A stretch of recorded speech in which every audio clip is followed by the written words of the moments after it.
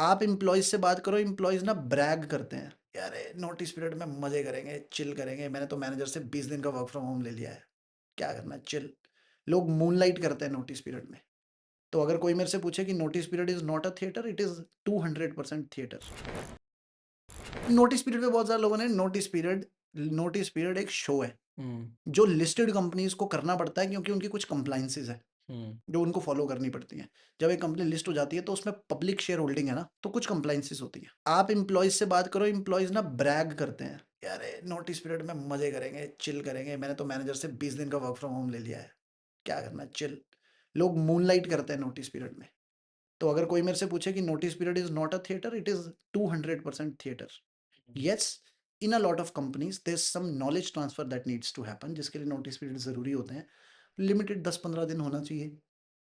और मेरे केस में नोटिस पीरियड की कोई ज़रूरत नहीं है, क्योंकि कोई ऐसा नॉलेज ट्रांसफ़र है नहीं। तो नोटिस पीरियड की कोई ज़रूरत नहीं थी। व्हाट्सएप पे 2 मिनट में फायर कर दिया आपने। कोई एक्सप्लेनेशन नहीं, कुछ नहीं, सीधा डाल दिया कि है ना? मतलब एक्ट भी है कि आप नोटिस पीरियड में ना मतलब आप वो विल टू फायर वाला जो चीज़ है वो नहीं है, मतलब इंडस्ट्रियल एक्ट है एक, तो डायरेक्टली आप अगर फायर कर रहे हो तो आपको एक नोटिस का आपका होना चाहिए पॉलिसी, कितने दिन का नोटिस है और जितना भी 1 हफ्ता लिया, 1 महीना लिया जनरली जो लेते हैं लोग, और आपको नोटिस देके फिर अकॉर्डिंगली जाना होता है, वरना वो लीगल नहीं बोला जाता है। तो आपको आपका क्या इस पे है? क्या आप इसमें ये मानते हो कि एम्प्लॉयमेंट से पहले एक एग्रीमेंट साइन किया जाता है? हुँ, उसमें कुछ चीज़ें लिखी होती हैं, जिस पे हुँ, दोनों पार्टियाँ साइन करती हैं? करेक्ट। तो तो उसमें तो आपका लिखा हुआ है। सॉर्टेड है।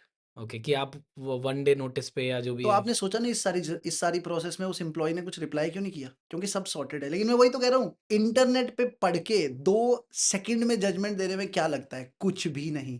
लेकिन समझ के जितने भी मेरे स्टेक होल्डर्स हैं, मेरे इन्वेस्टर्स, मेरे फाउंडर्स, किसी ने मुझे कुछ नहीं बोला। उन हुँ, सबको पता है कि यार Nikhil comes with a certain credibility, comes with certain things. He won't do stuff without just thinking. उनको मालूम है। इनफैक्ट बहुत सारे फाउंडर्स ने तो मेरे को मैसेज किए कि वेरी नाइस। चलो वो भी अच्छी बात नहीं है, वो हुँ, गलत बात है, लेकिन क्योंकि वो फाउंडर दोस्त है तो फाउंडर टू फाउंडर चलता है, तो उन्होंने मेरे को बोला अरे बहुत बढ़िया, अच्छा किया आपने।